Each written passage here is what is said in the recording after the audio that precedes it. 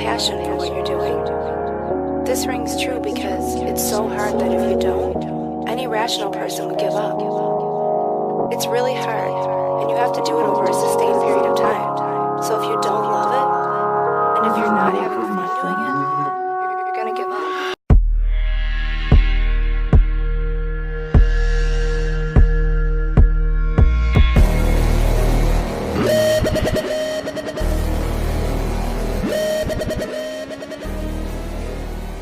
What's up, everybody? Welcome to another episode of Jonsuntitledpod podcast, a partner of MoshPitNation.com. This week's guest is Pino, guitar player for Andrew WK. If you are looking for a party, you came to the right place. And my party partner, as always, is Mr. Daniel Terry. How are you doing this evening? Man, the party's pretty great. It extends all the way from the state of Missouri all the way to Grand Rapids, Michigan, man. I mean, we only party in states that start with M. Exactly. The M states are where the party's at, and the party never stops. Oh, quoting an Emery line there. Maybe. Yes, I've been listening to a lot of Emery lately. It's topical. Is that some foreshadowing that we've already hinted at? Yeah, I mean, well, I don't know. I mean, I've been listening to The Question for 15 years or something like that. So, we got that going on for us, too. Yeah, I still got to say, my favorite record of theirs is I'm Only a Man. I listened to that earlier today, and I was like, God, this record's really good, even though it seems like a lot of people don't like that record. That one's a close... No, dude, that one's a close second for me. I love that record a lot. Yeah, I'm very much looking forward to talking to Toby. I'm very much looking forward to dissecting the new record, which you and I thankfully have had for the last couple of days as of when this is being recorded. But outside of that, though, we are talking about Pino from Andrew WK. And, something that I want to throw out there is that, this chat had been done a long time ago. The unfortunate thing about doing a podcast sometimes is you get overambitious and do a lot of podcasts. And when I was laid off for a couple of months, I did a lot of podcasts. I think at one point I had done, in about a 2-month span, I think I had, and this isn't even an exaggeration because I sent Dan a lot of them that have and have not aired. I think I had about 15 to 18 podcasts total, which is why we started doing 2 a month or 2 a week so I could get them out. But a lot of the things became more time sensitive with album release dates looming and so forth. And, sadly, with nothing really being said in this conversation that was time sensitive, it just kept getting put on the back burner. But I wanted to get it out because Dave was super gracious. He met me when Andrew WK was here in town. We met, as you'll hear in a very funny story right out the gate, about a Chinese restaurant that we were at that got shut down for having a bunch of health code violations and then reopened seemingly about a month later. Under new quote-unquote new management, but regardless, him and his wife ate there, and I felt really bad for telling him that story. The whole point of me asking him had he eaten there was he going to eat there was because I didn't want him to feel bad about it or whatever. And I told Dan I was going to tell him a funny story about this chat too. So there was a high school going around doing a scavenger hunt. And they during the interview, so we were sitting outside. We were sitting on the pad outside.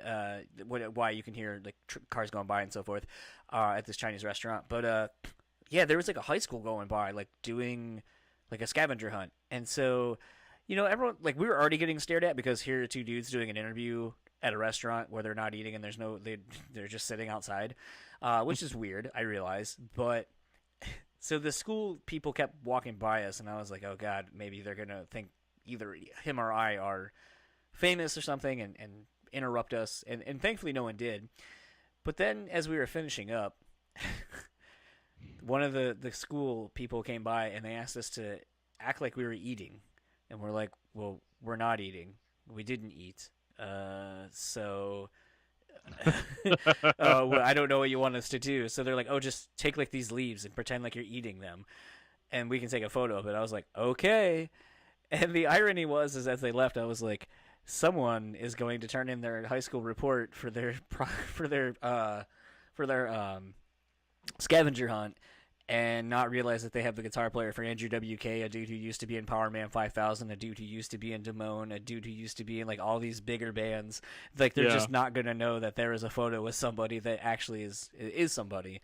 And I hope somewhere down the line someone's like, holy shit, that's the guy from Andrew WK. That would be pretty funny. Just that weird whole, like, they think they're being weird and cool and edgy or whatever just by doing that type of scavenger hunt type of thing. Yeah. They're like, oh yeah, we're just going to stage the photo and do it. And they think like, and it's like, no, dude, you have no idea. You've got basically a famous person right here in your photo.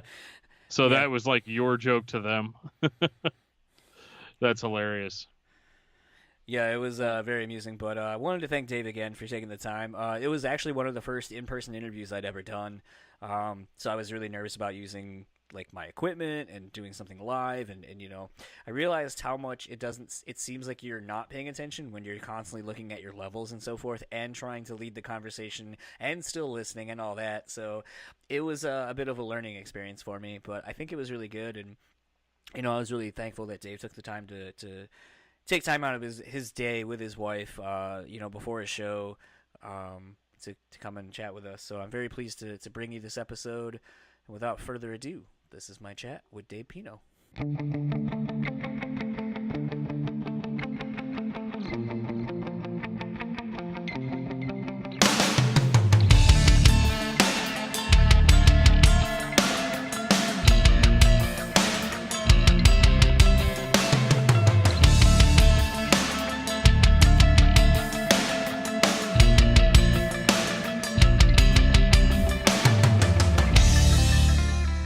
So I have the pleasure of sitting outside of Soho Sushi, which sounds more bougie than it actually is.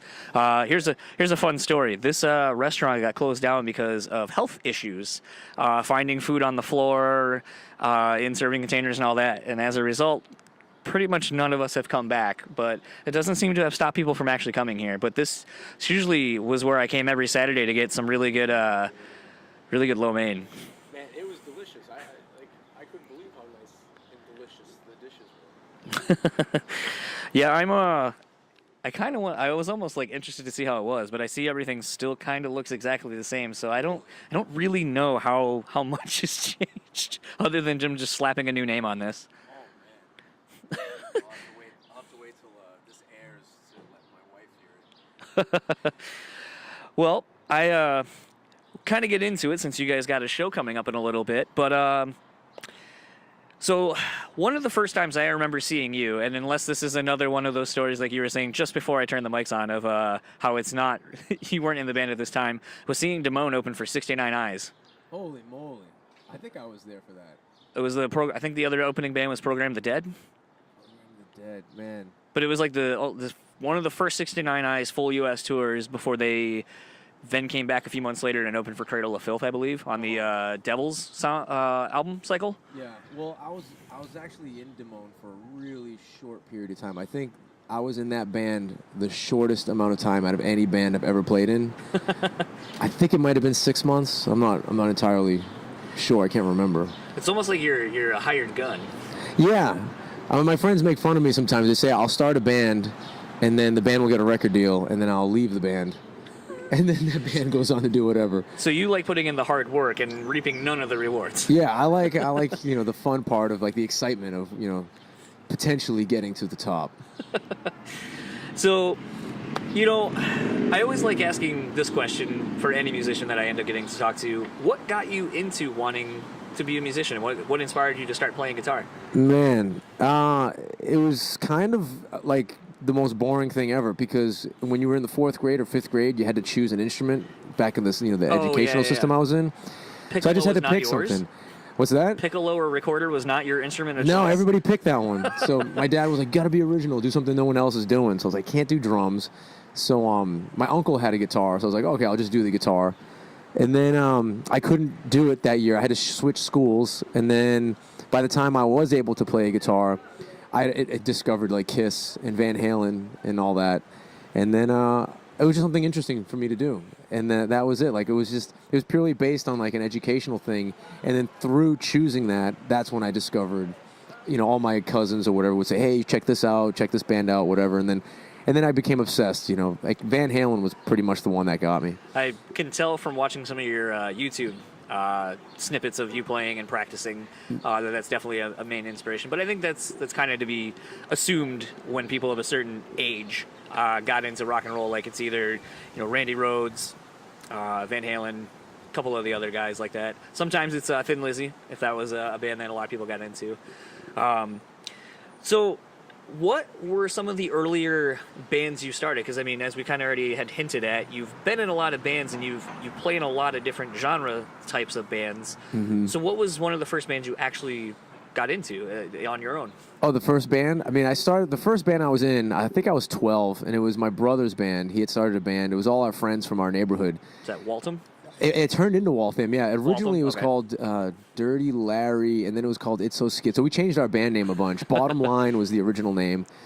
And so we did that band. But I had been in that band my whole life mostly. I'm still in that band to this day. So it's the one band I've been in since I was 12. But, obviously we can't get together that often because everybody's got their lives and they're doing things. But then after that, I joined another band called Thunder Canes. And that was kind of like a ska band. Like we had horns and stuff in it. And this is going back in the 90s, like early 90s. And then, the list of bands, I joined one band called, we called Graveyard Barbecue. And we won a battle of the bands to be in Guitar Hero. Oh, shit. The very first Guitar Hero.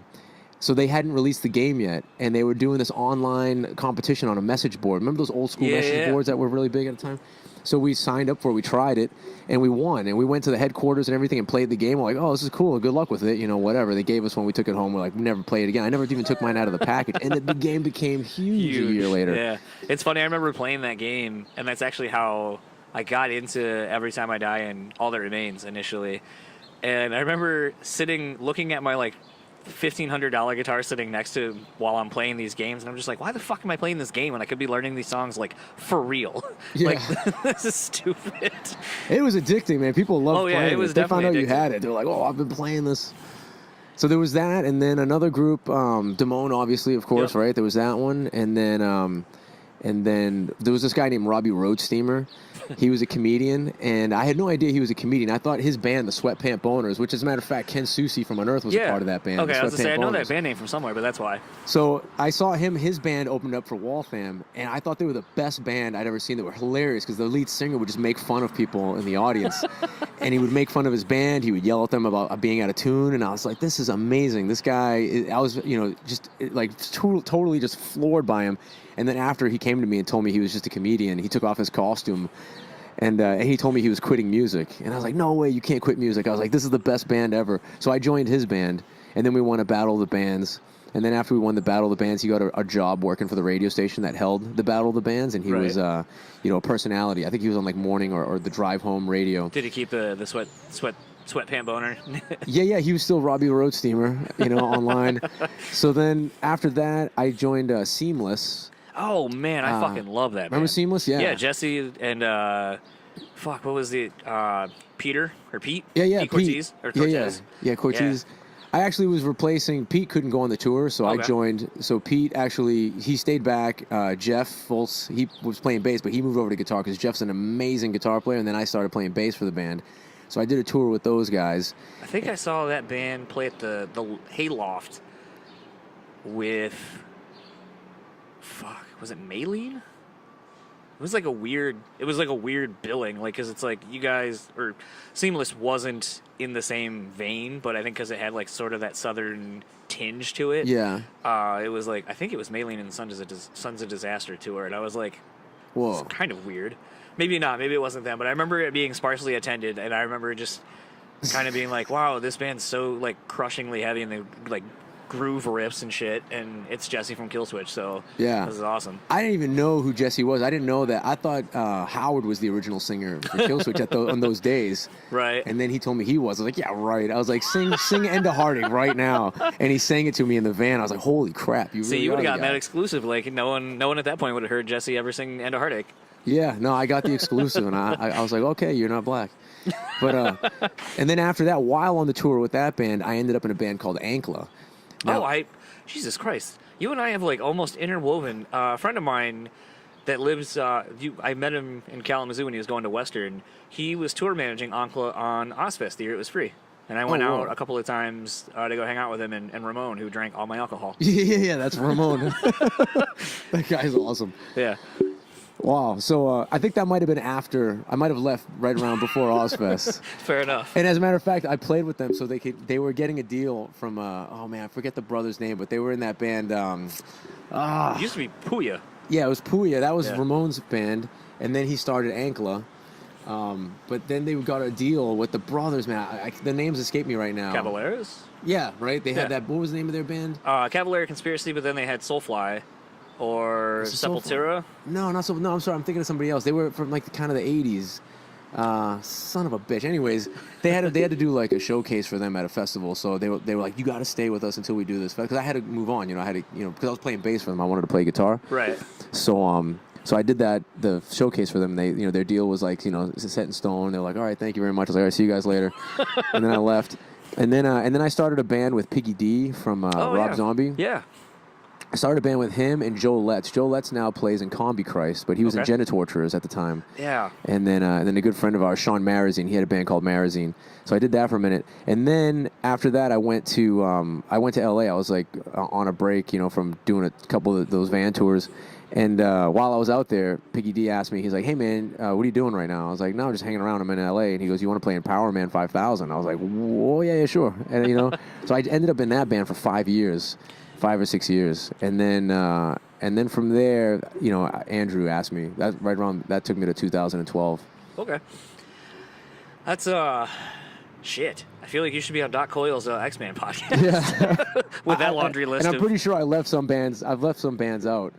And I apologize to you guys. Well, I mean, so something, that laundry list of bands that you were just talking about, and something I kind of had said, your playing style isn't just defined as a rock and roll person. Like, you're able to kind of weave in and out of so many different styles and genres. It's interesting to me, too, in seeing you on Instagram practicing, like, along to so many different songs by so many different kinds of bands. It seems like you're always striving to be better and just be a very dedicated musician and hone your craft. And it's kind of interesting to see that, because I feel like today the only reason anyone ever practices is just basically to get YouTube likes and views. Oh, yeah. So how much do you think, first of all, like, what motivates you to keep just constantly practicing? But then even more to that effect, do you think that a lot of people just become complacent in getting to a certain level of playing, and they're just like, I'm good enough because I've achieved these things? I mean, I've definitely, been across musicians who think that way and who feel that way, and I just want to know that I can do something. I see somebody pull off a riff in front of me, especially. I'm like, I want to know that I can do that because I have hands, and a brain, so I want to pull it off. What has been one of the riffs that you've gone to learn how to play that challenged you the most, to just kind of like that incorporated like maybe like sweep picking, and it requires you to do like hammer on and tap offs and all that kind of stuff? Like what's been one of the most challenging riffs you've had to learn recently? I think the most challenging lick that I can remember, I have licks that I'm trying to learn now that are the most challenging, but the one that really got me was the Intimidation lick by Steve Vai in Crossroads. It's the one where he puts the guitar back around, after he takes his jacket off. He's like, he starts shredding. He starts ripping into this thing. And there's this guy named Troy Grady, and he has this YouTube channel called Crack the Code. Okay. And his thing was really awesome. So he really broke it down good.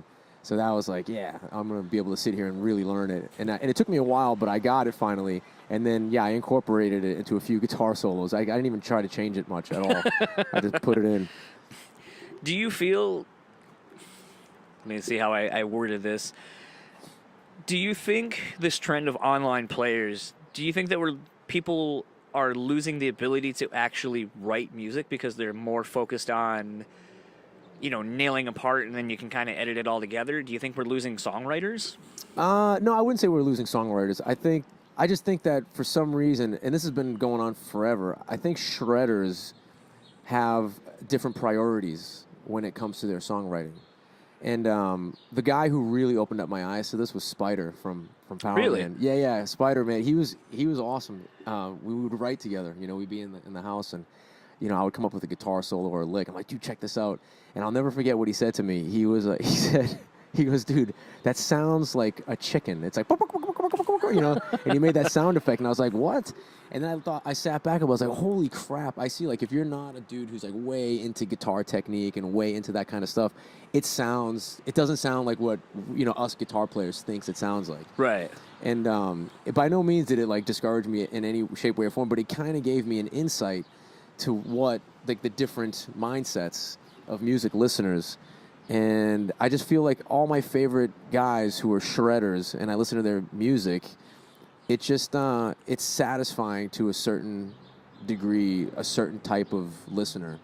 So for us, it's like, oh, this is amazing, you know. Like, one of my first albums was the Joe Satriani album, which was awesome. You know, was that Riding with a Surfer? Yeah, Surfing with an Alien. Or Surfing with an Alien, yeah. And then, like, the Passion and Warfare album by Steve Vai, like, that's amazing. But then you have other guys whose records, you know, they weren't going to go, like, top 40 by any means. Like, you know, they weren't going to compete with, like, the Jackson 5, like, the songwriters, you know, those type of songwriters. It's a different type of songwriting, and I think the priority is in the technique, in the different sounds you can make with the guitar, which, you know, I love all that stuff.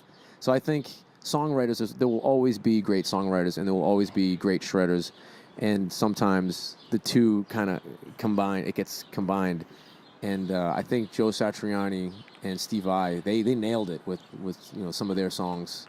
Is it interesting for you as a fan of them to see them go from what they are known for to going into something like a Chicken Foot, where it's like, here's this guy who plays and does his own thing and is such a master at what he does, but then goes into this, like, this band realm and seeing what they're kind of more restrained, I guess, for lack of a better word.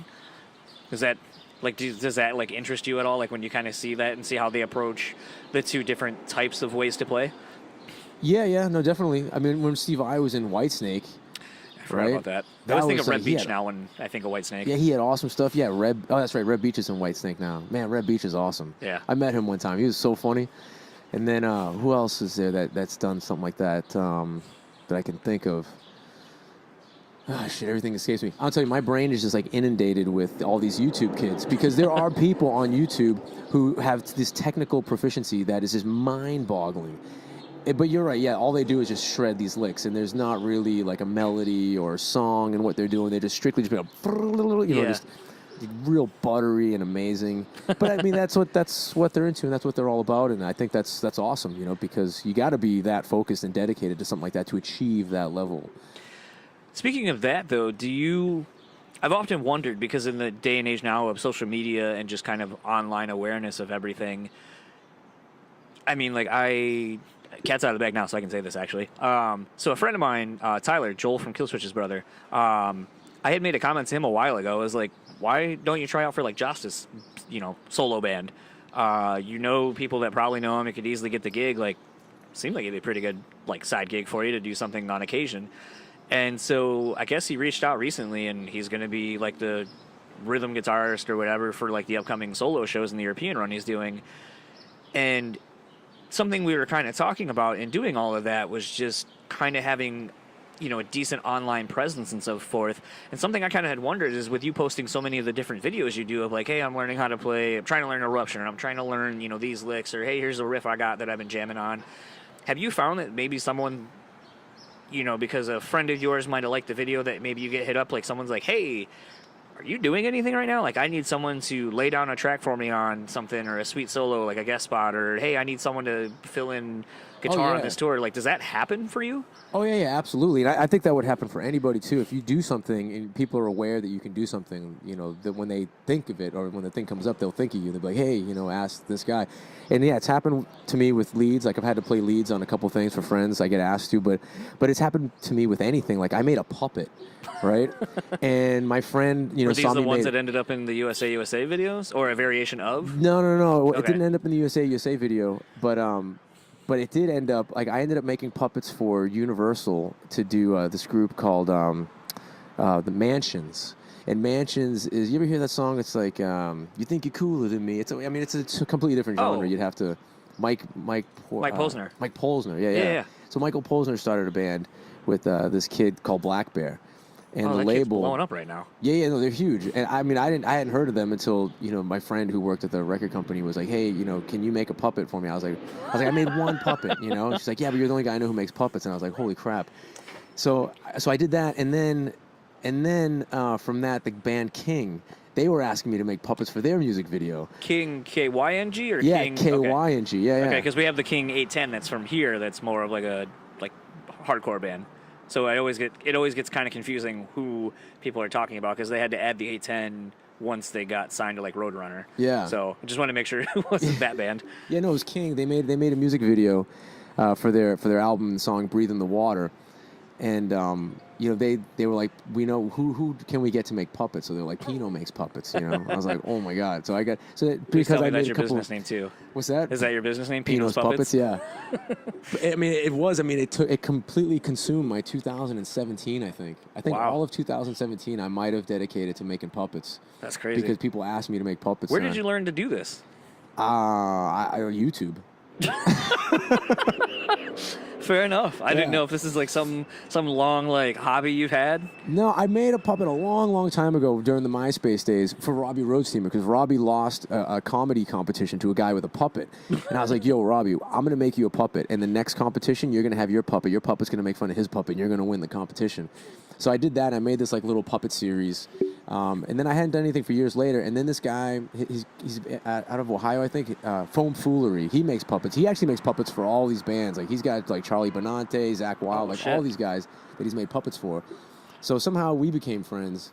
And then and people saw the puppet that he made of me. And they immediately associated it with me making puppets or like my old puppets that I'd made. And then I ended up becoming like this puppet guy in 2017. So that is to say that like, yeah, when you put something out there, people think of you and they're like, hey, if this guy's shredding guitar or making puppets or riding a Segway or has an old 67 Camaro, they think of you when they see that stuff. So it's important. I would encourage any kid to definitely put themselves out there. I think it's actually a good segue into one of the next questions I had for you, which is, you've been in the music industry for a long time. What are some of the things that you've learned in the industry that you've been able to apply to your like day-to-day life? I mean, almost everything. I think like there's the list is really long.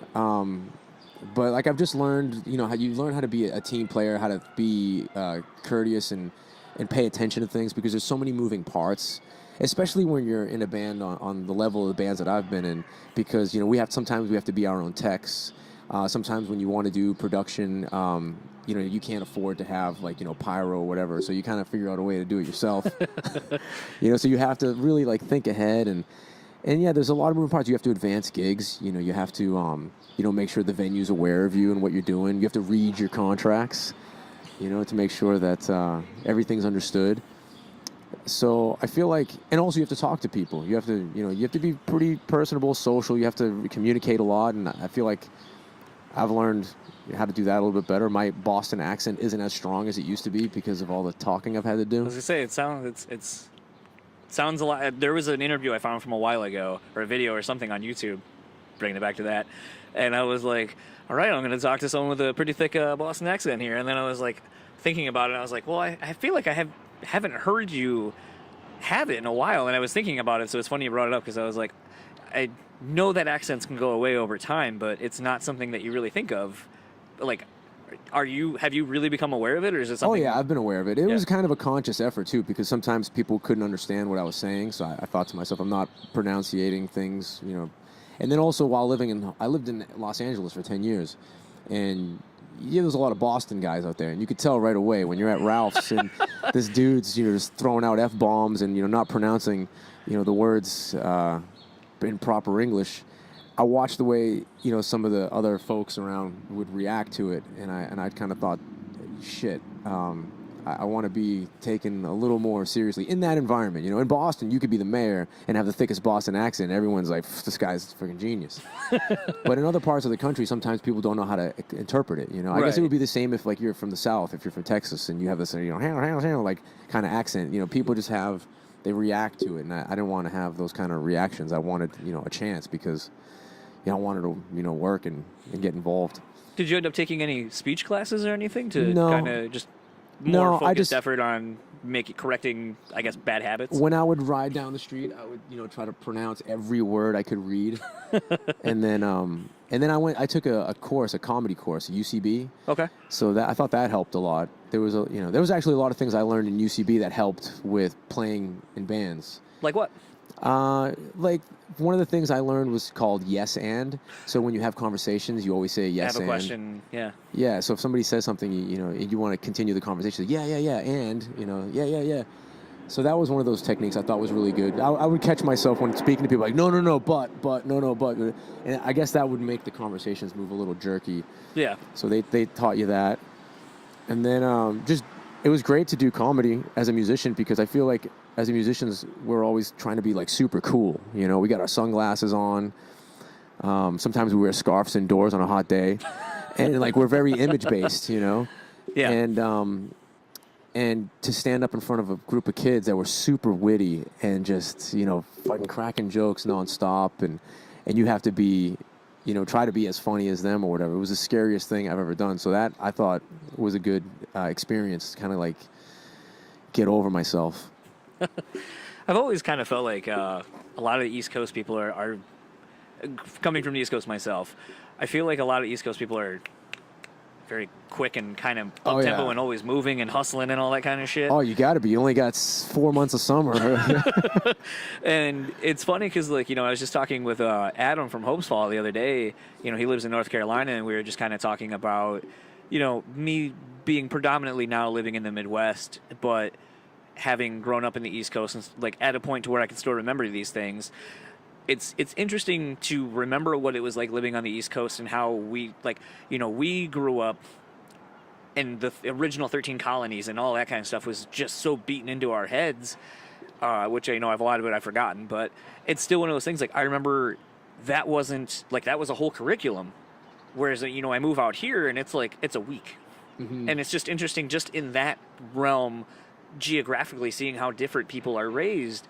And even now, in the last handful of years with my wife and I, traveling around, we went out to L.A., and I work for a bigger screen printing company, and it's one of those things where we deal with a lot of companies out on the West Coast, like Diamond Supply Company and so on and so forth, and we have to wait for a photo approval, and, we're starting at 7 o'clock in the morning our time. They're 3 hours behind, and it just turns into this thing where it's so you want these 3,000 shirts by Friday, however, no one's responding to our phone calls because you're 3 hours behind. And then to where when my wife and I went out there, it was really weird to see how everyone's in a hurry to do nothing. Yeah. Does that make sense? Yeah, absolutely. It almost reminds me of touring because touring is very much that. It's the hurry up and wait game. Hurry up, get to load in, to sit around and do nothing. Yeah, wait for the guy to patch all the cables. Yeah. So it's one of those things for me that it's interesting to just. I always feel like you can kind of tell an East Coast person just because they're a lot more chill, whatever happens, you're just whatever. But the temper and the swearing, I feel like it's like a Juilliard course out there of just profanity and the way you're able to lace it all together. So I always love, very much like you were saying, you go out to LA or wherever and you find someone from Boston or whatever, you're like, all right, I'm around my people. Sometimes when I can hear someone swearing, I'm like, I feel like you came from the East Coast somewhere because that's a really great string of words. Right, yeah. Yeah, if aliens were to come down from outer space and go to California, they'd be to mimic human beings, be amazing, super, But then if they were to go to Boston, they'd be like fucking, because every other word is fucking. I was looking at joining a company that was located in Boston, and was going out, or I was potentially going to go and move there, and someone sent me a text and they're like, Boston, the only place where khakis and could be pants are literally the thing to start your vehicle. And I was like, yeah, funny.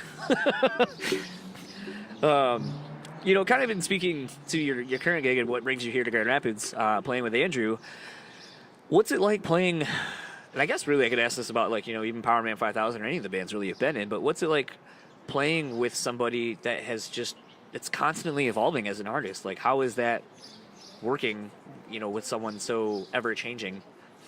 It's good. I mean, it's good. It's got its ups and downs. We're always... You get a lot of new fans, which is one of the things I've noticed. You see kind of the fans change, different types of kids. Power, I was actually just talking about this earlier, about all the different phases of Power Man. And now, looking at, Andrew, how the first record and what that, with the bloody nose and, how, like, harsh this, the sonics were of the recordings. And now, like, the newer sound, I think it attracts different people, and it's amazing to see that transition in the fan base. I mean, there's still the fans from day one that have been there the whole time. But, like, one thing I was saying the other day is sometimes I'm scared to death to meet some of the Andrew WK fans because they're all so friggin' smart. So you can't, like, with some other bands, you can kind of, like, be like, say a couple one-liners or whatever, and people are happy. But with, like, the Andrew WK fans, I feel like those kids are just so, like, in tune and just, they're just bright. Like, they're paying attention and they're just so smart. So you can't bullshit those kids at all. What if someone called you out on that you weren't prepared for them to have noticed? Yeah, I just don't bullshit at all. It's been really crazy to kind of see, like I said, the evolution of Andrew as a whole. And what's kind of interesting is, I guess, this weird misconception or this weird, I don't know the word I'm really looking for, but just how people think they know who he is or what he should be. Mm-hmm. I mean, it's like, being predominantly in more like the hardcore scene and stuff like that. Like, when he did Warped Tour, like, all they heard about was, like, everyone was trying to be like, oh, this dude doesn't party. He talks about partying and talks about partying, but he don't party. I offered him beer, he don't party. Yeah. And it's weird that people are so focused on something like that. What's it like for you to be in the band to kind of see people, I guess, maybe trying to figure him out, or I don't know the question. I know what I want to ask, I just don't know how to get there. Yeah. But I feel like, you're in such a unique perspective, like, you get to see him every day and you're touring with him. Is it kind of weird to see people talk and try to figure him out like he's some kind of a puzzle to be figured out? I mean, I think that's kind of what it's like for any artist, for any, guy in a band or even, actors or whatever, the people who are so far removed, you have, like, this fantasy in your mind of what they might be like or what they should be like. And you just can't see everything behind closed doors. And sometimes, the guy's is what you think he should be, and you just can't tell because he's hiding it so well. I mean, as far as, like, that whole the concept of partying the way most people know it, drink beers, get wasted, do drugs, take your clothes off, do all those kind of crazy things. That's one definition of it. But another definition is just kicking ass. Yeah, we're fun. Partying, we're kicking ass. Yeah.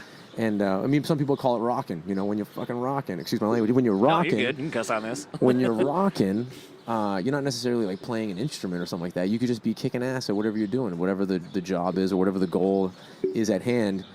And I feel like that's always been a mindset and a goal of his. And as far as, like, the traditional partying, I mean, this band has had its fair share of partying. Granted, it wasn't always in the public eye, and it's not something that was, necessarily, none of us ended up in rehab exactly. I wouldn't call, there was a form of rehab, but it wasn't the actual rehabs. Right.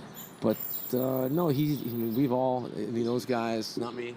No, but everybody's had their fair, share of that kind of stuff. And, luckily, people survived and moved on and grew out of it and found another thing. I mean, the guy, Andrew he gets really into things.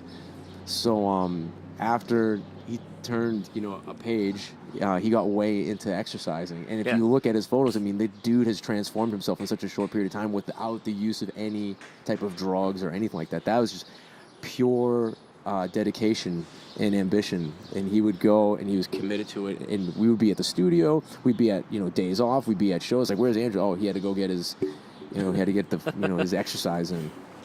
That's awesome. It's funny in you saying that, it reminds me of this TED Talk my wife had me watch while we were flying to Portland about, I can't remember the term, but basically it's the fact, kind of like you were saying earlier about how when you grew up and were in fourth grade, they're like, oh, pick an instrument. A lot of the same times they tell you, multi-potentialites, that's what it is. They tell you, oh, pick, what do you want to be? Pick something you want to do for the rest of your life. And a lot of people, this person was like, well, why do we have to pick one thing? Why can't I do a lot of different things and just be good at all these things? And it was this term that she had coined called multi-potentialites. And so hearing that, I tend to find a lot of successful people are that way. They don't just aren't satisfied doing one thing and doing it well. Okay, I've conquered that. Now what's the next new thing I'm going to go do? What's the next new thing I'm going to go do? And you know, and kind of thinking about that and thinking of that story as you were just talking about, you know, Andrew kind of turning the page and getting into exercising now. Are you that way as well? Do you think maybe that's why you don't like staying necessarily with one band? Because like, okay, I got this. I know what this is now. Like, I want to go do something else. I want to challenge myself to kind of go do this other thing again.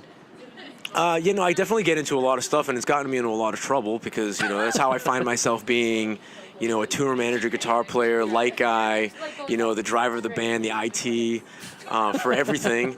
Because I've gotten into all those things. I mean, since I was a little kid, I was the guy who knew how to hook up the VCR, you know, and then the stereo system, and then, you know, just moved on with my bands, my early bands with my brother. I would be the guy hooking up the PA, plugging in everybody's amps, tuning the drums, doing all that stuff, because I was genuinely into it. And then I started recording the music. I got into, you know, production and all that. I got way into that, and then I started getting into lights. And so, yeah, so with everything, I get super interested. And then I started getting way into, like, the real estate market. Not necessarily, like, houses, but just the the big picture of the financial system, like central banking, you know, government policies, just whatever the mechanisms are that affect the real estate market. Because there was a period of time when everybody said buy real estate, like all the old people, like, it goes up 10% every year, all that stuff. So I was like, well, everybody can't be wrong. It doesn't make any sense to me because that means houses are going to cost $1 billion eventually. But whatever, I'll do it. So I took the chance. I got a place, and then it crashed. It was like around that time, 2007 or whatever. Yeah. And everything crashed, and I was like, man, how could this be everyone's wrong? So then I became obsessed with that kind of stuff, and I started watching those things. Then I was also obsessed with the laws of physics. Like the laws of physics, I got way into that. I would stay up late at night watching this channel called Nova, and it was called the .learner.org or something like that. It was pretty much the programs that professors in colleges would watch to come up with the lessons to give the kids. And I thought to myself, man, that's awesome. I was like, I don't even have to go to college. I just watch what the professors watch. Right. You know? It's so weird that a lot of people, like, I never went to college. I don't know if you did or not. But I always find it interesting that, you know, my wife, who did go to college, works for a pharmaceutical company here in town. A lot of her friends are just like, John's so, like, smart. Like, where did he go to college? And it's like, he didn't. But I think he's actually smarter than me just because when he wants to learn something, he just takes it upon himself to go learn it. Yeah. And I think it's so weird that, you know, like, literally, I have an iPhone and all this shit. It's like you have a wealth of knowledge at your fingertips. Granted, it can get you into trouble because some people will just go look up one thing, whatever the top search thing is, you read that, and that's my new fact. And it's like, no, do a little bit more digging. Yeah, and make sure that what you read isn't easily debunked like 2 seconds later. Yeah. But it's interesting to meet people like that who do that, because I just feel like a lot of people don't have a thirst for knowledge. Yeah. I'm not good at asking people to do things for me either. Are you one of those that have a problem kind of relinquishing because, like, you want to make sure it's done right? I want to make sure. Well, I feel bad asking people to do anything for me because then I feel like I owe them. What is that? Is that me? I think that might be me. Yeah, it's you. Oh yeah, it's me. Yeah, I'll feel like I'll owe people, you know, and I'd rather not be in debt. I'd rather just do things myself. You know, I also want to learn, but yeah, it can get you into trouble because then once people find out you know how to do something, then they all ask you to do it for them. And then it's like, how do you say no to people? And that's the other thing too, is I can't say no to people. And that's not how I ended up in a lot of bands too, because people ask me to join. I'm like, yeah, I got time. But one of the things I learned with that, like not being able to say no, is that out of all the bands I've been asked to join, only 1 out of 10 bands actually do anything. So I'll just say yes to everything because I'm like, nothing's going to ever happen. It's just they're only going to ask, and they had the conversation. That was good enough for them. They feel satisfied. But yeah, like learning new stuff, that's kind of an addiction. Now with the internet, like I can't get to sleep at night. I sit there and I watch YouTube videos, and I'll read articles until my eyes go cross-eyed, and then I pass out. Kind of been wrapping up my last couple questions for you. Sure. What has been one of your greatest achievements in your musical career? In my musical career? Man, there was this one song I did for Stevie TV, R.I.P. She passed away recently, but it was called "Spin the Chair," and it was a skit. I know this sounds ridiculous, but like I really loved this tune. It was a skit that we did based on. It was called White Lady Teacher, and there was a movie that Michelle Pfeiffer was in where she played a teacher. She was in a bad neighborhood, and like the kids were Dangerous Minds. Yeah, Dangerous Minds. So it was kind of it was like a spoof on that. And I think I actually have seen this. yeah, and there was like she and Stevie went in there, and like one of the kids was like, "You can't spin that chair." He's like, "You gotta spin the chair if you want to get the kids' attention." So we wrote a song called "Spin the Chair," and for some reason I love that tune. I think that was amazing. So that's one, I guess, like major musical achievement. But other than that, the experiences that I remember. I don't know, this is not necessarily like my doing, but I got to perform with E.G. Daily. Okay. And E.G. Daily, she was Dottie in Pee Wee Herman's Big Adventure. Okay, that's why I recognize the name. But she was also I think she's the most amazing female vocalist. And she sang the song called One Way Love. It was in the movie Better Off Dead. Okay. It was like, and it was in the dance scene. But anyways, she sang that song. We sang it together. It was on my birthday. She had no idea it was my birthday, but and then we did it for a show, somewhere in Hollywood. One day we sang it, and man, it was the greatest musical experience that I've had. Even though it was acoustic show and whatever, but having listened to something so many times my whole entire life, and then hearing the voice, and it was like somebody you'd never think you'd ever hear doing it. I thought that was pretty amazing. It was mind-boggling for me. So I always like to end these episodes with a song, but before we get to that, you want to go ahead and plug your socials if you want anyone to follow you? Just go anywhere online at Dave Pino. So that's Instagram, Facebook, Twitter, LinkedIn, even though I never respond to anything on LinkedIn.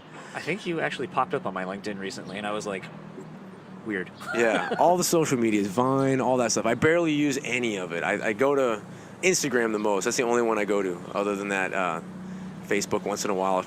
Yeah. And then lastly, I always end these out to a song. So what would you like me to end this episode out to? Oh, man, like any song by anybody right now? Any song by anybody. Yeah, I like Funk 49 by right. Joe Walsh. Okay. Yeah. Quick story about it, why you like it? I just love it. I discovered Joe Walsh way late. I discovered Joe Walsh maybe like a year ago. Okay. So I've become pretty obsessed with him. So we can start expecting to see some Joe Walsh. Some Joe Walsh on your Instagram. Absolutely.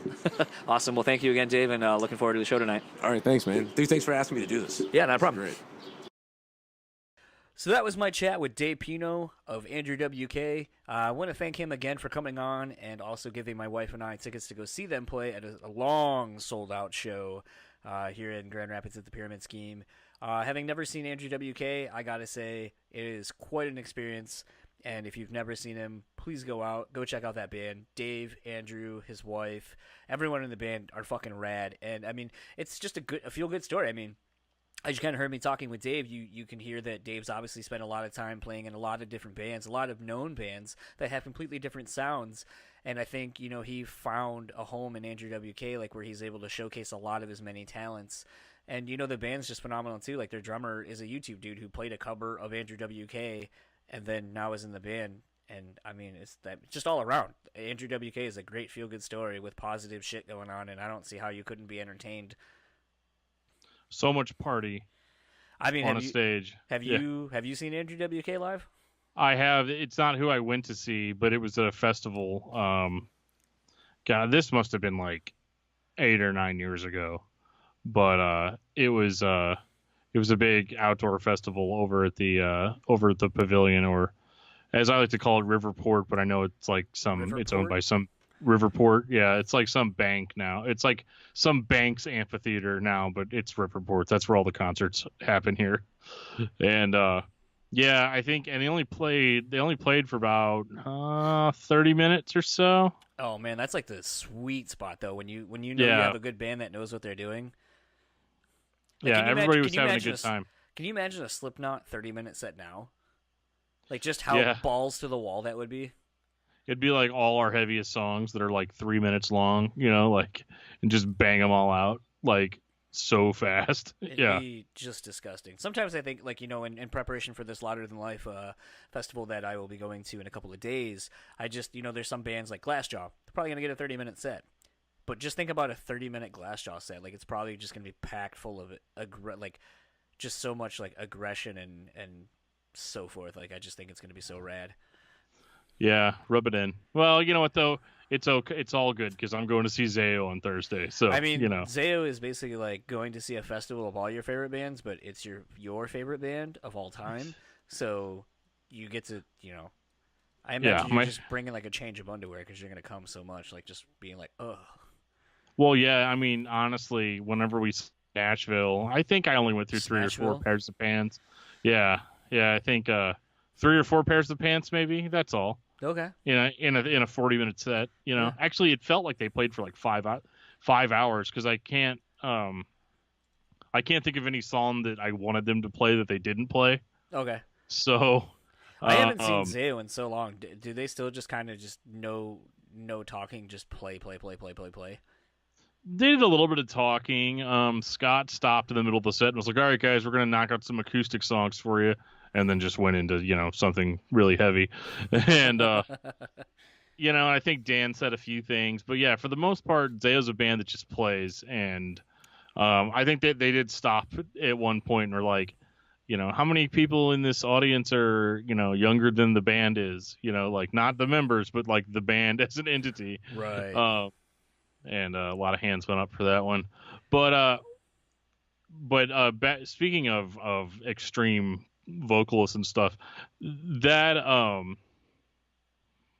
my goodness, that story about Jesse Leach Oh yeah.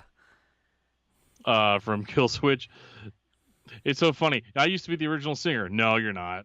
Yeah. Howard's the original singer. No, really. I was the original lead singer. Like, you can look it up, It's like, no, well, you got to sing the End of All Heartache. And what I thought was funny about that is I'm like, well, it's a Howard song. Yeah. Like, so it's weird hearing Jesse. It would be weird hearing Jesse sing End of All Heartache, Well, especially now, like hearing the End of Heartache, with Jesse now on it, it's normal.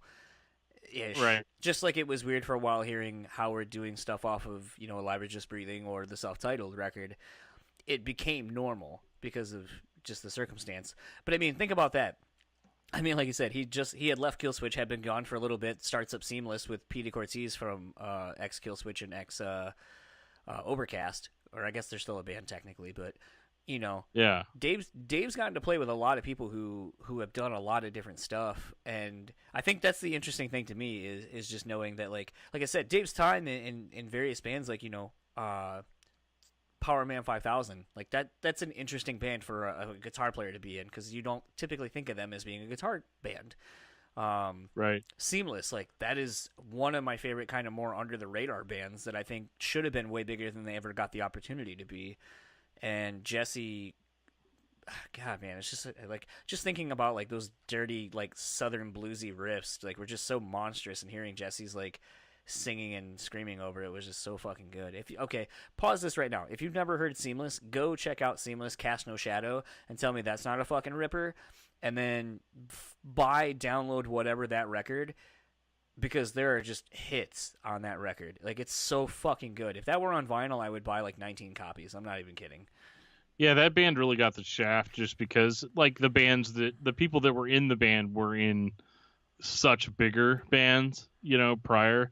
And, I mean, I still consider it a super group, but I really, was disappointed whenever we lost Seamless, It was they were one of the cooler, like you said, they were one of the cooler, underappreciated bands. And, it was kind of like I always liked listening to Jesse sing, so just having that band, made the whole leaving of Killswitch made that a little easier for me, I guess. Right. Yeah, that was funny. I totally forgot about that until I listened back to the interview earlier, and I was like, oh yeah, like he didn't believe Jesse was the original singer for Killswitch, and then asked him to sing someone else's song, which, like I said, like at that point he would have gotten the exclusive because at that point, like no one had ever heard Jesse sing Howard stuff, so. Right, he got like a 6-year or 7-year preview. For what was to come. Yeah, the whole thing with the puppets, like, and I saw that Dave recently has been making more puppets. I think if I understood his Instagram story correctly, I think that Dave made some of the puppets that are in that movie with Melissa McCarthy. Really? Yeah. Well, as he said, he goes, I get a lot of jobs where people come to me to make puppets, and he was making some puppets in the last day or so. For some stuff, but it's just one of those weird things where I remember he was posting footage from the movie, and then I was like, did you make the puppets for that fucking movie? Because, like, that's huge. But then again, like, he kind of had made the comment, like, well, I mean, like, I guess I don't really know many people who make puppets anyway, so I guess, like, if you are one of the few that makes good ones, like, people are probably going to come to you. Right. Yeah, that makes sense. It's just such a weird skill to have. It's just out there, yeah. Like, I mean, my whole thing is like, oh, I'm really into music and that's what I'm known for, but I also really like games.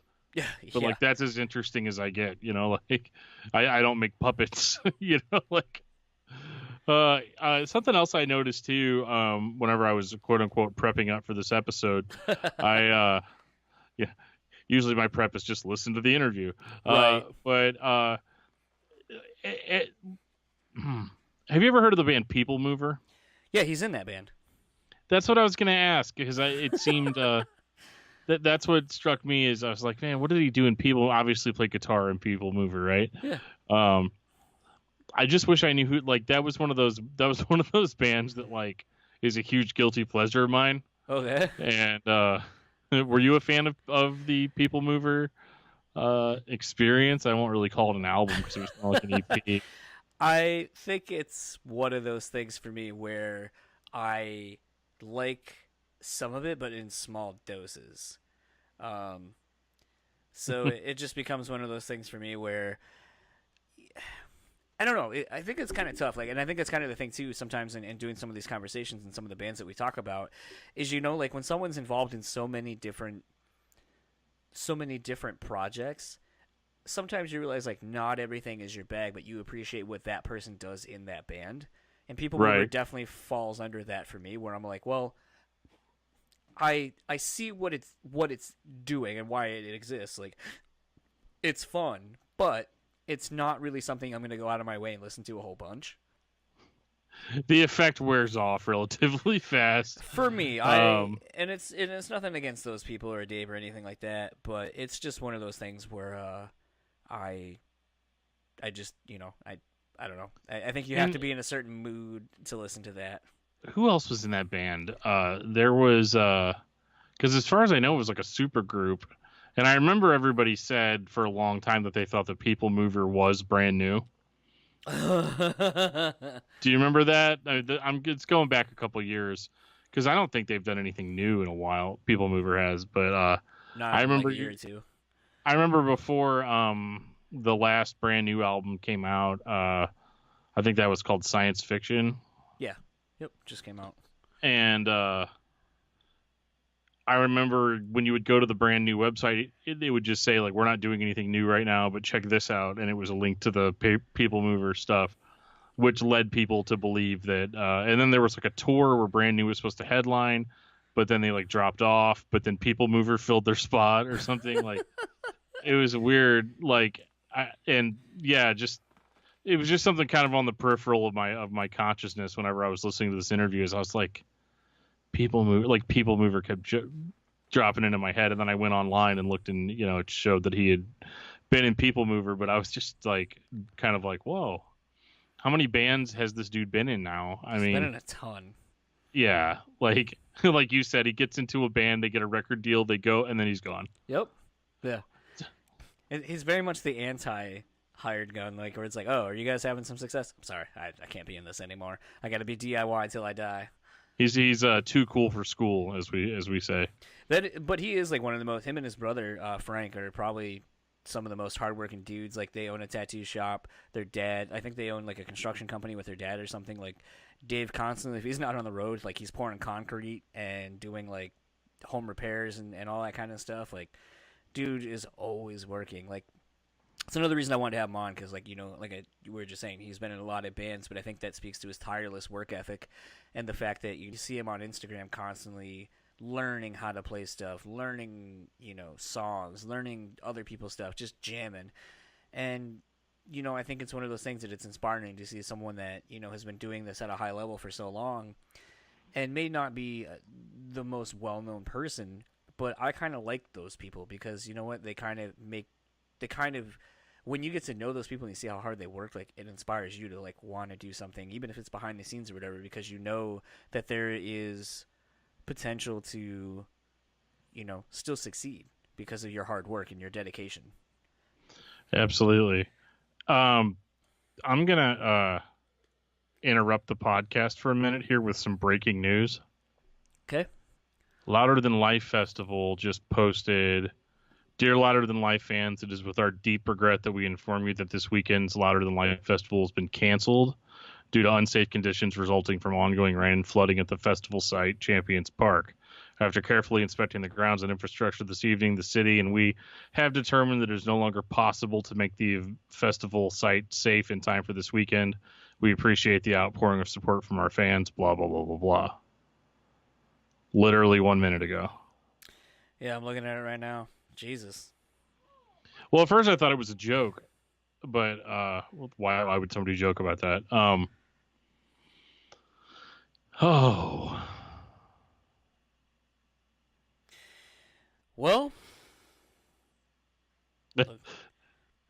I didn't know if you want to include this on the episode or not, but I mean, we're probably the first podcast to report it.